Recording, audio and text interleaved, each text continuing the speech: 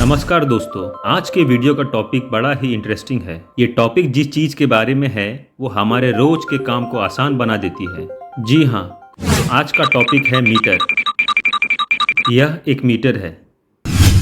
Metre कोई गुप्त तिजोरी में बंद कोई फिजिकल वस्तु नहीं है। मीटर एक मैथ्स प्रॉब्लम है। लाइट एक सेकंड में कितनी दूरी तय करता है, इसे ले और इसे कई टुकड़ों में काटे। इसी तरह हम एक मीटर को परिभाषित या डिफाइन करते हैं।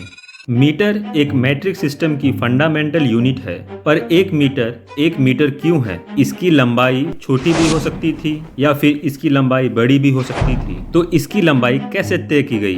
और क्या आप जानते हैं कि 3 देशों को छोड़कर पूरी दुनिया एक ही मेजरमेंट सिस्टम को उपयोग करती है। यह देश हैं यूनाइटेड स्टेट्स ऑफ अमेरिका, एक छोटा अफ्रीकी राष्ट्र लिबेरिया और म्यांमार। मैट्रिक सिस्टम के पहले इंसानों ने पहली चीज मापी वो थी समय यानी टाइम, और इसके लिए चंद्रमा और तारों का इस्तेमाल किया गया। यह बहुत आसान था क्योंकि सभी एक ही रात के आकाश को देखते। यह मूल रूप से हर दिन और हर रात एक ही तरह काम करता है, पूरी तरह से विश्वसनीय। और वजन और लंबाई मापना बहुत कठिन था।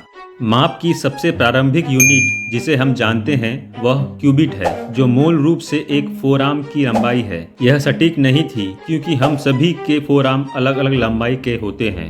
मनुष्य को बड़ी और लंबी चीजों को मापने की आवश्यकता होती थी, इसीलिए उन्होंने अपनी दैनिक गतिविधियों को रेफरेंस की तरह उपयोग करना शुरू कर दिया। जैसे कि 1 एकड़ जमीन की वह मात्रा थी जिसे एक किसान एक दिन में जोत सकता था। उसी तरह फीट, जो एक आदमी के पैर की औसत लंबाई के बराबर है। फिर एक गज है यानी यार्ड, जो किसी के चेस्ट के चारों ओर की लंबाई का एवरेज है। वैसे ही इंच की लंबाई बार्ली के 3 टुकड़ों को जोड़ने के बराबर थी। लोग विभिन्न मेजरिंग यूनिट का उपयोग कर रहे थे जो बिजनेस को कठिन और चीटिंग को आसान बनाते थे।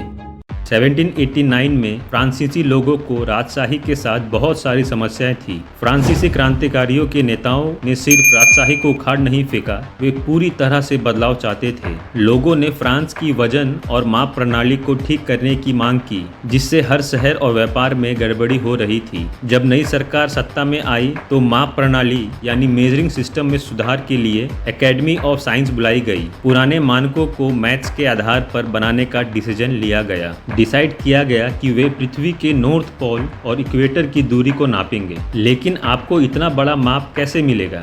उत्तर था ये फैंसी टेलीस्कोप और कुछ मैप्स।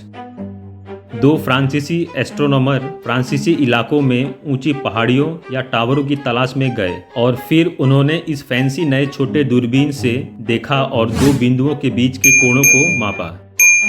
यह फैंसी टेलीस्कोप उन्हें बिना चले मापने की अनुमति देता था, और इस तरह वे फ्रांसीसी ग्रामीण इलाकों में छोटे त्रिकोण बनाते और फिर कुछ बेसिक मैथ्स का उपयोग कर वे एक सटीक गणना करते। इस सीधे रेखा के साथ सटीक दूरी की गणना करने में उन्हें 7 साल लग गए, लेकिन उन्हें वह दूरी मिल गई। वे इक्वेटर से नॉर्थ पोल के बीच की दूरी की गणना करने में सक्षम थे, जो पृथ्वी की सरकमफ्रेंस का 1/4 था। उन्होंने इसे 10 लाख छोटे भागों में काट दिया और उन भागों में से एक को मीटर कहा जाता है। तो दोस्तों, इतनी मेहनत और 7 वर्षों के बाद हमें मिला मीटर। मीटर को 10 लाखवें हिस्से में से एक के रूप में परिभाषित किया गया है, जो नॉर्थ पोल और फ्रांस से गुजरने वाले मेरिडियन के साथ इक्वेटर के बीच की दूरी है। इंग्लैंड और अमेरिका ने इसे स्वीकार करने से मना कर दिया क्योंकि वह एक फ्रांसीसी रेखा के आधार पर आधारित थी।